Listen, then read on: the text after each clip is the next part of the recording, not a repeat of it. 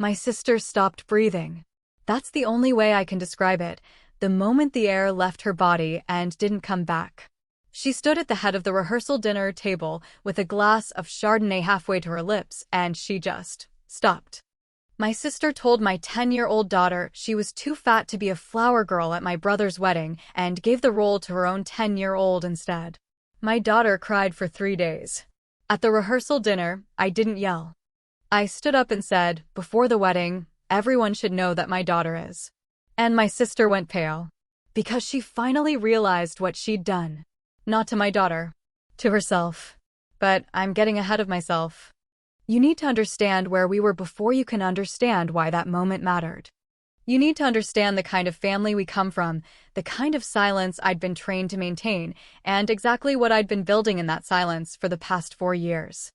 Because the thing about being underestimated your entire life is that eventually, you stop correcting people. You start using it. Let me tell you how we got here.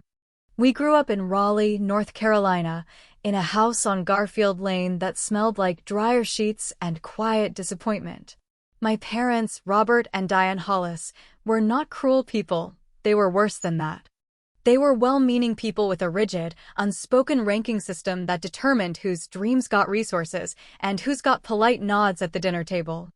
My brother Marcus was the golden child, the one who got the college fund and the car and the benefit of every doubt. My sister Carla, for years older than me, was my mother's project, the pretty one, the social one, the one who married well at 26 and threw dinner parties with color-coordinated napkin rings. And then there was me, Elena, the middle one. The one who tried so hard. The one who was so serious and so driven, and a little much, honestly. I'd heard all the versions. I'd sat across the table from my mother 100 times while she described my ambition the way other people describe a chronic condition, something to be managed, not encouraged. I graduated from NC State in 2009 with a degree in marketing and a minor in finance. I took a job at a mid-sized advertising agency in downtown Raleigh making $41,000 a year. It wasn't glamorous. My cubicles smelled like the coffee someone always burned in the break room microwave, and my desk chair had one wheel slightly shorter than the others, so I spent 4 years subtly tilting. But I worked. I worked hard. And slowly, deliberately, I moved up. By 2013, I was a senior account manager at $67,000. By 2016, I was brought on as Director of Client Strategy at Pinnacle Creative Group at $94,000. Family dinners during this time followed a predictable script. My mother would ask how work was going. I'd say it was going well. She'd nod with the expression of someone who has asked the polite question and fulfilled their obligation. Then she'd turn to Marcus, who was, at various points in this era, looking into real estate investment, thinking about starting a consulting firm, exploring franchise opportunities. And she'd lean forward and listen like he was reading from a sacred text. I didn't have the language for it then. I just knew it hurt in a specific, familiar way. Carla was even more direct about it. Carla had married a man named Derek who came from old Piedmont money, the kind that doesn't talk about itself, which in Carla's case meant she talked about it constantly, but obliquely. She drove a 2018 Mercedes GLE and lived in a house in North Hills that had 4 bedrooms and a statement kitchen, and she referred to vacations as travel. At family gatherings, Carla had appointed herself the family's social arbiter, the one who decided what mattered and who was winning. By her metrics, I was not winning. In December 2018, at my parents' Christmas party, the one they held every year in the formal dining room with the good tablecloth and the ceramic Santa centerpiece that had been on that table since 1994. Carla pulled me aside near the hallway closet and said, with the specific warmth of someone who believes condescension is kindness, "Elena, I've been meaning to talk to you. You're 33. You've been in the same industry for almost 10 years. Don't you think it's time to maybe think about something more sustainable?" I was, at that moment, 3 months into the process of structuring my own consulting firm. "I'm always thinking about sustainability," I said. She patted my hand. "Good. Derek knows a guy at State Farm. He might be able to get you an interview." I smiled. That's so thoughtful. She looked satisfied and went back to the Chardonnay. The second incident was in April 2019. I just closed my first major independent contract, a $180,000 annual retainer with a mid-market healthcare company out of Durham, and I'd had to explain to my family that I was doing some freelance consulting because the firm wasn't fully structured yet and I wasn't ready for the conversation. At Easter dinner, my mother looked at me over the glazed ham and said, "Are you sure freelance is stable, sweetheart? Marcus is looking at some very promising commercial property in Clayton. Your father and I have been talking about potentially helping him get started." I looked at Marcus. He was eating his third roll. He hadn't started anything yet. He would not start anything for another 2 years, and when he did, it would last 14 months before he quietly folded it. "I'm doing fine," I said. "We just don't want you to struggle," my mother said. I had $47,000 in my emergency fund at that point, a $94,000 retainer contract, and a second client meeting scheduled for the following Tuesday. I nodded and asked for the sweet potatoes. The third incident, the one that really crystallized things, happened in August 2020. My daughter Lily was 6. I was a single mother by then. Her father and I had separated in 2018, amicably. He'd moved to Charlotte. We co-parented without drama. At my parents' backyard birthday party for Marcus, Carla brought her daughter Sophie and spent 45 minutes talking very loudly about Sophie's dance classes and the private school she'd just enrolled her in for 2nd grade. Sophie was lovely. Genuinely sweet. None of this was Sophie's fault. But at one point, my mother looked at Lily, who was sitting on the grass eating a cupcake with absolute focus and dedication, and said, "Lily's just so comfortable with herself, isn't she?"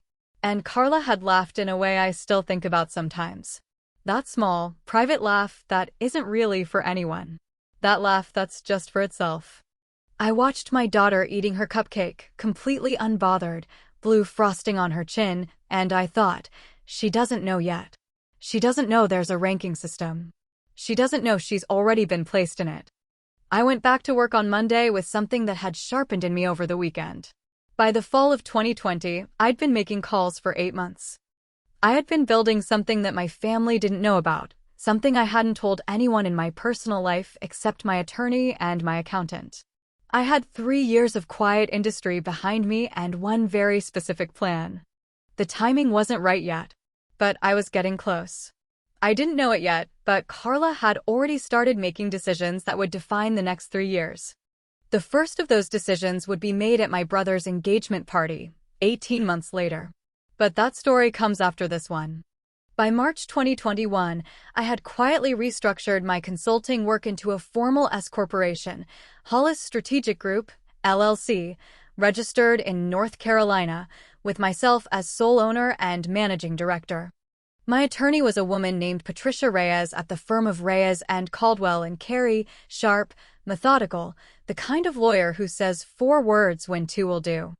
My accountant, Tom Elkins at a small independent practice on Hillsborough Street, had been with me since 2019 and understood exactly what we were building. The decision to keep this private from my family was not impulsive. I'd thought about it carefully in October 2020, sitting at my kitchen table at 11:45 at night with a yellow legal pad, and I'd made a list of exactly 2 reasons to tell them and 7 reasons not to. The primary reason to tell them, I was tired of carrying it alone. The primary reasons not to, every time I'd announced something in that family, it had been managed into something smaller. My promotion to director, my mother had said, don't they just give everyone a title? My first solo apartment at 29, Carla had said, it's nice for that neighborhood. My college graduation, my father had stood up from his chair, hesitated, and said, let's hope it leads somewhere. I had stopped handing them things to minimize. The business grew carefully, deliberately, the way things grow when someone is paying very close attention. By January 2021, Hollis Strategic Group had 4 active clients with a combined annual retainer value of $380,000. By July 2021, that number had grown to 6 clients at $510,000. My office was a converted second bedroom in my house on Meadow Ridge Road, a house I had purchased in June 2020 for $387,000 and had a mortgage on, a fact my family did not know. They thought I was renting because I had never corrected that assumption. Carla had once said, when I mentioned I was looking at places, that the Meadow Ridge area was a little out of your range, no? I'd moved there 2 months later. I paid cash for my office furniture. I bought my desk, a solid walnut 6-footer from a craftsman in Carborough, in September 2020 for $2,200. I set up my accounting software, QuickBooks Enterprise, in August. I hired my first part-time employee, a contract coordinator named Rosamund, in November 2021. There were 3 close calls. The closest was Thanksgiving 2021. The whole family was at my parents' house, Marcus and his fiancée Jordan, Carla and Derek and Sophie, my parents, and me and Lily. At some point during the afternoon, my mother started going through a box of old papers she'd pulled from a closet, the kind of archival project that only seems to happen at holidays. And she found an old magazine clipping about a marketing conference I'd spoken at in 2019. The clipping mentioned my name and my then title. She read it aloud with genuine surprise. Elena Hollis, Senior Strategist at Pinnacle Creative? Is this you? That was a few years ago, I said, not looking up from the stuffing I was stirring. You spoke at a conference? I didn't know that. She looked at the clipping for another moment. Was it a big one? Middling, I said. It was 300 attendees at the Raleigh Convention Center. I'd been paid $4,500 for the keynote slot. She put the clipping down. Moved on to a photo of Marcus's Little League team from 1993.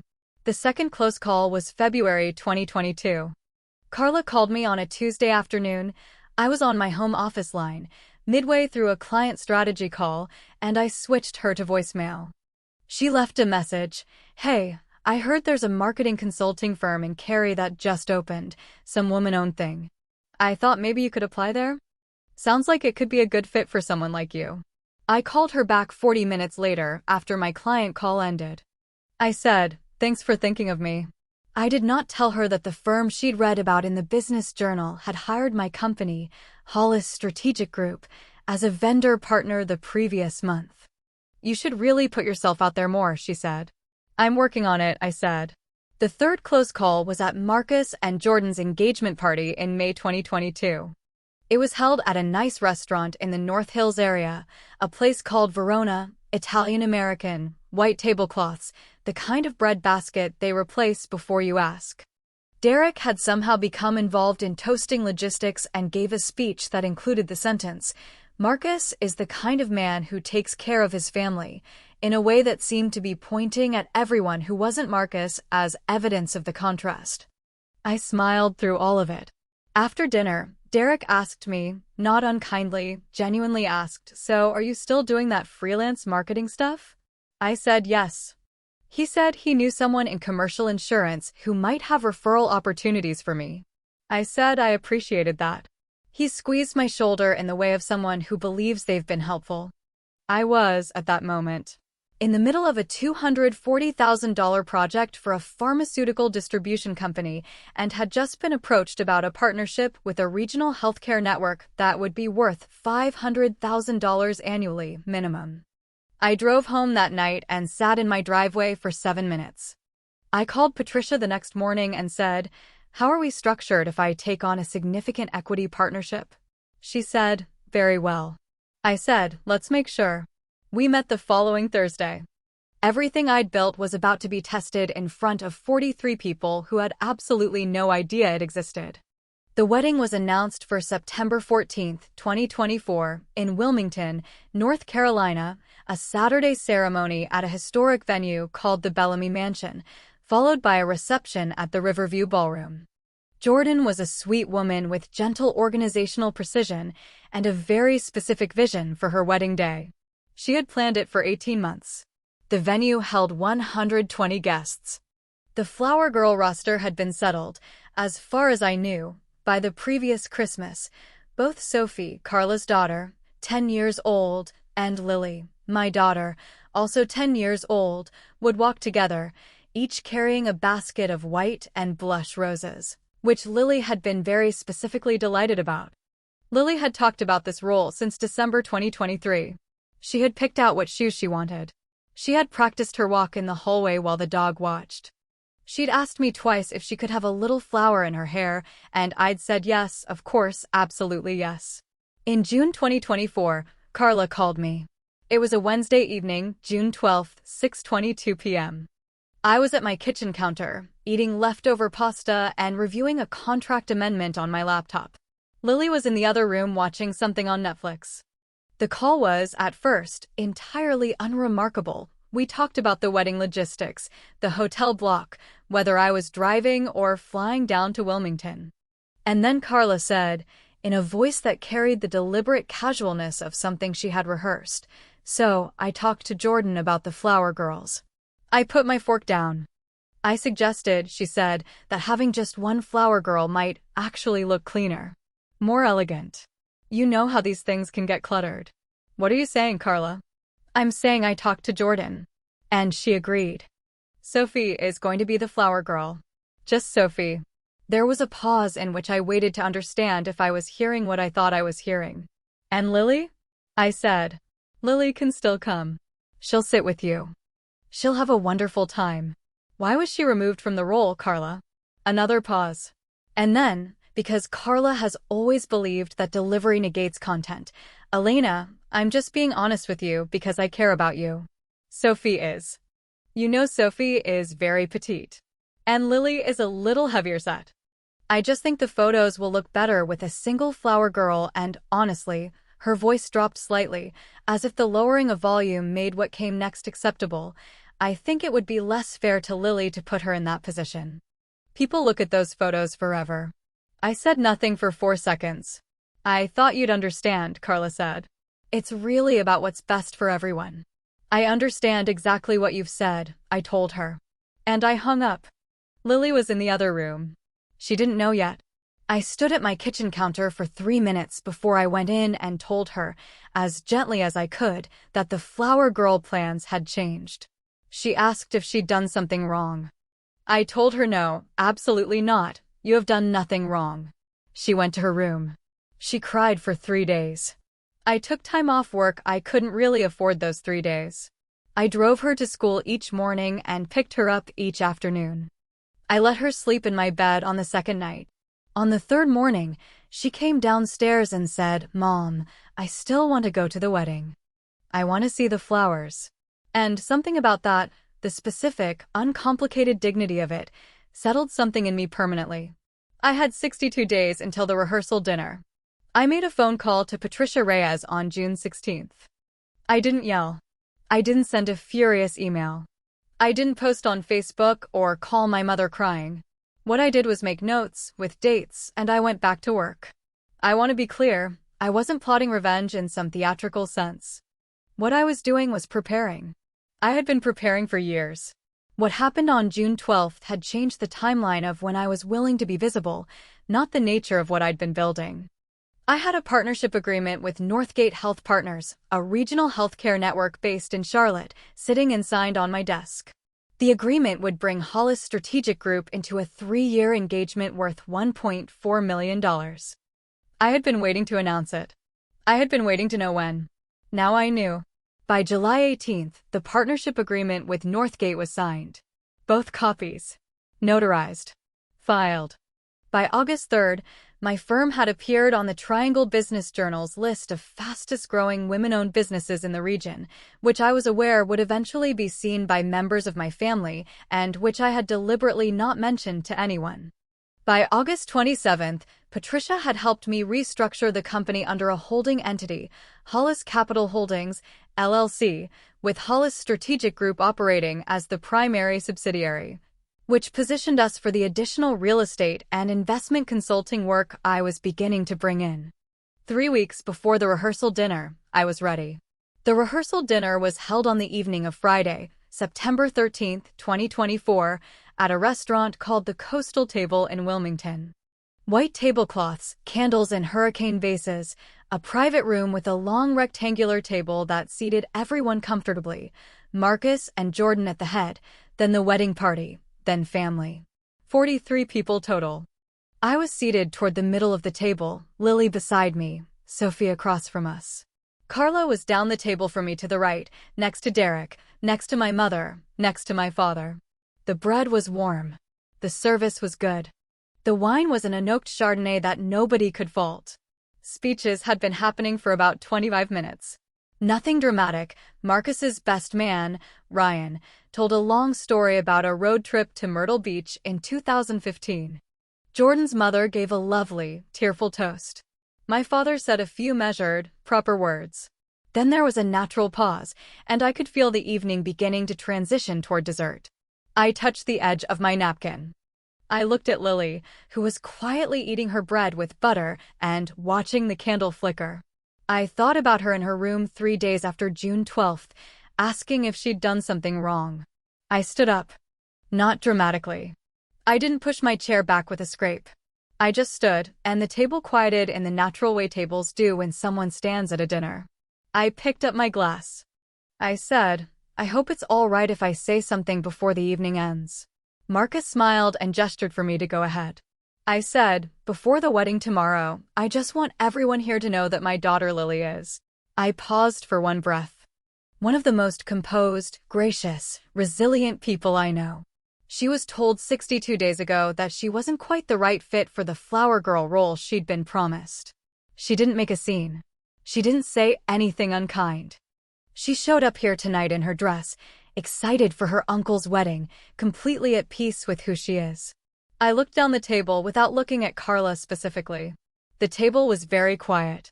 I said, Lily is. I want to finish that sentence. I reached into the small bag on the back of my chair, unhurried, deliberately, and removed a folded document. I set it on the table in front of me without opening it yet. My daughter is the daughter of the managing director of Hollis Capital Holdings, LLC, a company I've been building privately for 4 years.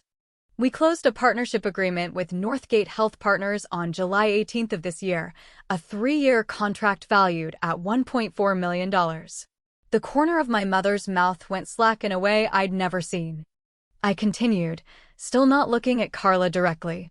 I haven't shared this because I've spent most of my adult life watching things I'm proud of get made smaller in this room.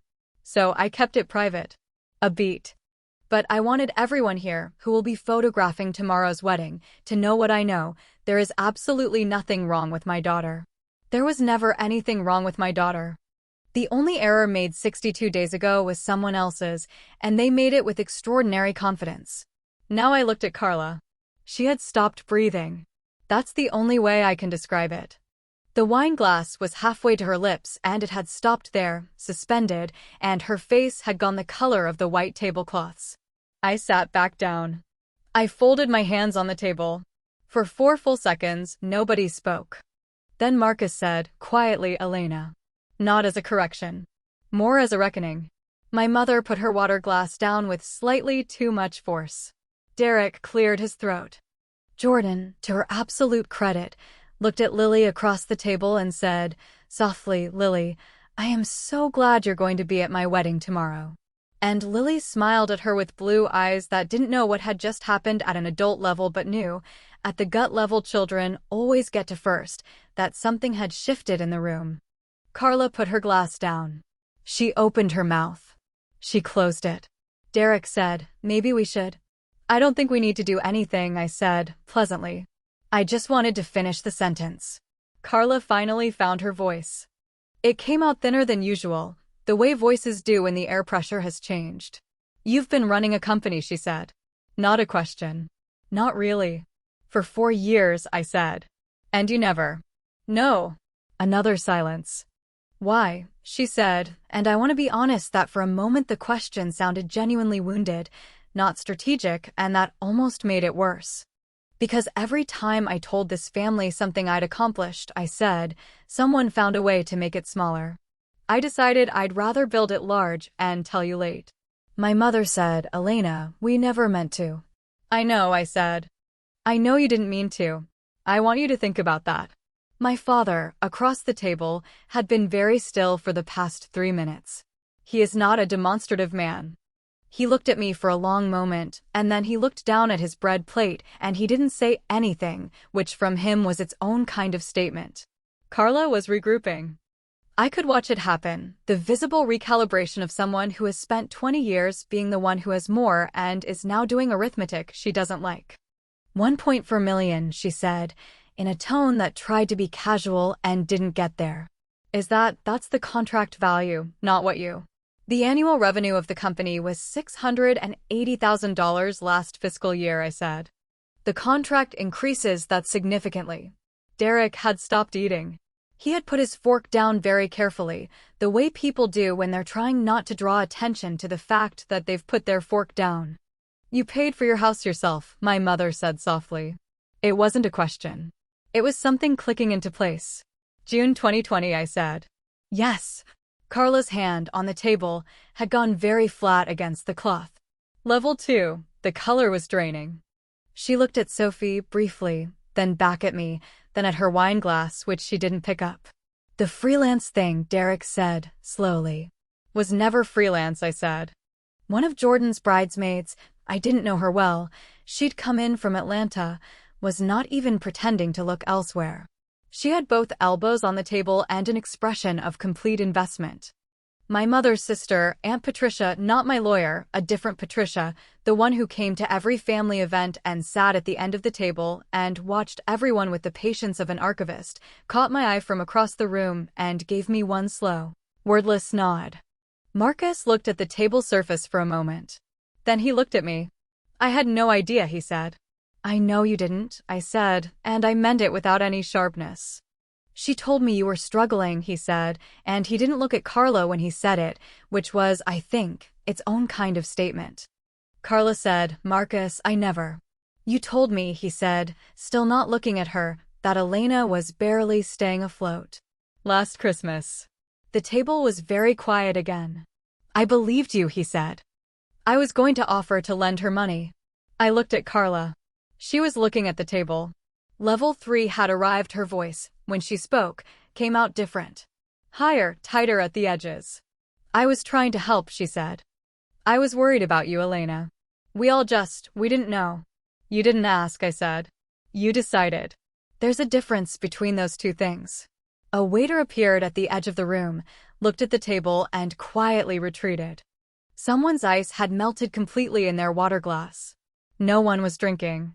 Derek cleared his throat for the second time and said, in the voice of a man trying to restore order to something he's beginning to understand he doesn't have jurisdiction over, well, this has been. Derek, Carla said, quietly. Stop. He stopped. I reached over and opened the document I'd set on the table. I turned it so it faced the center without passing it to anyone. It was the Triangle Business Journal feature, Women-Owned Businesses on the Rise, Triangle Region 2024, with Hollis Strategic Group named on the listing. It had my name, my company name, the revenue tier noted in the magazine's categorical system.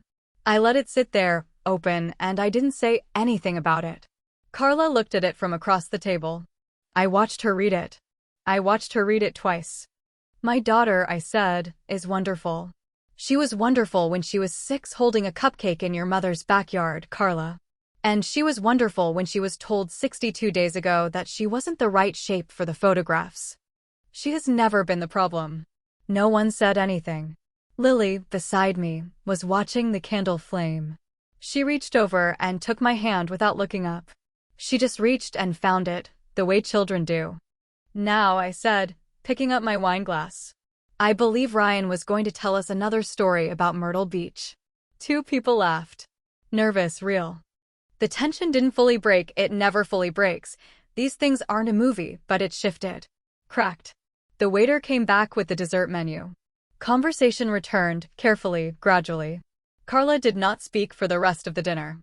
At 11:47 that night, after Lily was asleep in our hotel room, I sat on the small balcony overlooking the Wilmington waterfront, and I held my phone for a moment, and then I called Patricia Reyes, knowing she wouldn't answer at this hour. And I left her a message. The dinner went the way I told you it would go. I'll call you Monday. We have some other conversations to have with the family. I hung up. I looked at the water for a while. My hands had completely stopped shaking sometime around the soup course. I'd been holding my breath through most of the prepared part of it. I let it out on the balcony at 11:47 p.m., slowly, the way you exhale after something you can't undo. 3 documents in my bag. 7 years of building. For minutes standing at that table. And all of it, every quiet year, every polite nod over the glazed ham, every freelance and struggling and patronizing insurance referral, had led to one long exhale on a hotel balcony in Wilmington. The wedding the next day was beautiful. Lily wore a lavender dress she'd picked herself and sat beside me in the 3rd row and held a single rose she'd asked Jordan if she could carry, and Jordan had said yes immediately, of course, absolutely. Sophie walked the aisle with white and blush flowers. She did it beautifully. None of this was Sophie's fault. None of it had ever been about Sophie. After the ceremony, during the cocktail hour, Jordan's mother found me near the appetizer table and held my hand for a moment and said, "Good for you." I thanked her. A few other women at the reception, friends of the family I'd known for years, found reasons to come find me and speak to me with a directness they hadn't used before. My Aunt Patricia sat next to me at the reception and said, "I've been watching that family for 32 years, and last night was the first time I've seen them listen to you. Fully." I said I knew. She said, "Don't let them manage you back down." I said I wouldn't. Carla sat at the far end of the reception room. She danced with Sophie. She did not approach me. In the weeks that followed, things moved quickly. The Northgate partnership went active in October 2024 with the first deliverable milestone. I hired 2 full-time employees, a senior strategist named Marcus. Yes, the name is a coincidence I've chosen to find amusing, and an operations coordinator named Bettina. My office on Meadow Ridge was getting too small. I began looking at commercial space in Research Triangle Park. Carla called me in late October. Once. She left a voicemail. "I've been thinking about what I said in June. About the photos. About Lily. I want you to know I think about it. I don't know how to." The message ended there. She didn't call back. My mother had me to dinner in November, just the 2 of us, for the first time in years. She made pot roast. She said, "Over the pot roast, I think we missed things." I said I knew. She said, "You came out of it well." I said I'd had to come out of it well on my own, which I thought was fair to note, and she nodded and didn't argue, which was the most I've ever gotten from her and the most I'll probably ask for. Marcus and Jordan are happy. They bought a house in the Garner area in December. We had dinner, the 4 of us, in January, and he said quietly, just to me, when Jordan was in the other room, "I'm sorry I believed what she told me." I said I knew. He said, "I should have asked you myself." I said yes. He said, "I'm asking now." And something in that, after everything, was enough. For 4 months, things were steady. Hollis Capital Holdings growing, Lily doing well, Carla carrying the weight of what she'd said in June without me having to add to it. Then last week, Patricia called. "You're going to want to hear this," she said. She has a voice that doesn't change speed regardless of what she's telling you, and it was that same steady tone when she said, "Carla's filing a complaint with the state bar. She's claiming you had legal counsel help you orchestrate a public humiliation event, and she's alleging some kind of damages. Emotional distress. It's not going anywhere, but I want you to know it's filed." I was quiet for a moment. "Elena, I'm here." She CC'd your parents on the letter. I set my phone on my desk and opened the top drawer. Pulled out a flash drive I keep in an orange case that Lily picked out at Target last August. On it lives the audio file from November 2023, 7 months before Carla's call in June, 7 months before any of this, from a family dinner at which Carla said, clearly, on a recording I'd started specifically because I had a feeling I would need it, that she intended to do something about the flower girl situation because Sophie should be the one the family remembers. She'd planned this before Jordan had even confirmed the flower girl roster. I put the flash drive back in the drawer. I closed the drawer. I called Patricia back, set a meeting for Thursday. "So, what do you think? Did Carla go too far, or was Elena justified in how she handled the rehearsal dinner?" Drop it in the comments and subscribe because the Thursday meeting is a story all on its own.